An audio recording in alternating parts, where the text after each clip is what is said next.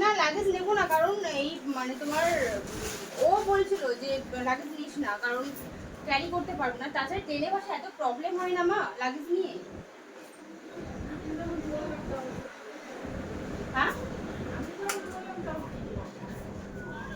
আরে সেটা না, মানে কি বলো তোমার, সেটা বড় কথা না। বড় কথা হচ্ছে যে তোমার ওদিকে নাকি আবার তোমার নৌকো টৌকোকে পার হতে হয়, তারপরে তোমার এই ট্রেনে বাসে লাগেজ নিয়ে ভীষণ প্রবলেম হয়। তো ভাবলাম ব্যাগ নিয়ে চলে যাই। হ্যাঁ আমি জানি না আমার কি নিলাম আমি জানি না, মোটামুটি তোমার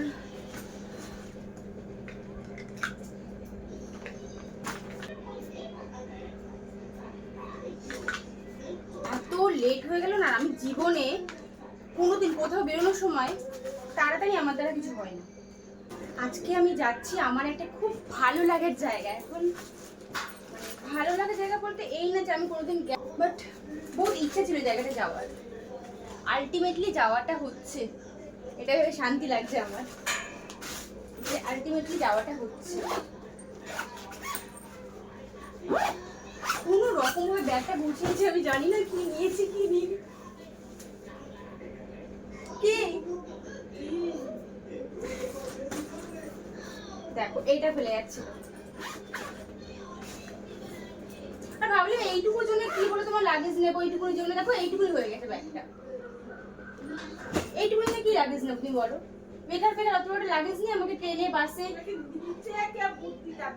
বুদ্ধি না মা, কি বলতো আমি ভাবলাম এই ব্যাগের মধ্যে নেওয়ার থেকে, মানে ব্যাগ এসে পিঠে ক্যারি করার থেকে তোমার একটা হাতের মধ্যে নিয়ে যাবো, একটা মানে শান্তি, মানে পিঠে পিঠে থাকবে না কিছু। বাট তারপরে এই হচ্ছে ব্যাপার। কেমন লাগছে আমি জানি না। এই লুকে আমি বেরোচ্ছি কারণ এত পরিমাণ রোদ্দুর বাইরে, এত মানে প্রচন্ড রোদ্দুর। আমি অলরেডি ঘরে বসে ঘেমে যাচ্ছি এই রোদ্দুরের মধ্যে। এইভাবে মানে সেজে গুজে বেরোনোর পক্ষে সম্ভব না, এইভাবে যাচ্ছে। বিকেলে যখন বেরোবো আমরা, কোথায় যাচ্ছি সেটা দেখতেই পাবে। বিকেলে যখন বেরোবো আমরা তখন ভালো করে সাজবো, এখন এটাই ঠিক আছে।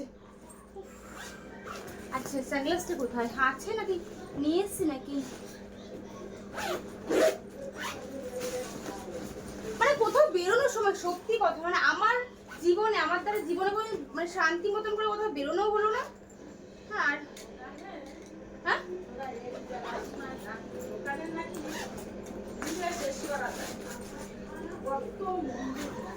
হ্যাঁ শুনেছি এটা আমি।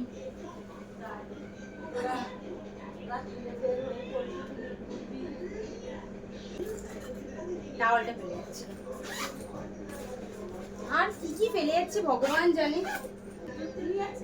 হ্যাঁ কুর্তি নিয়েছি দুটো। হ্যাঁ আমি ওই জন্যই কুর্তিটা নিলাম, দুটো কুর্তি নিয়েছি। আর আমি না হাঁপিয়ে যাচ্ছি।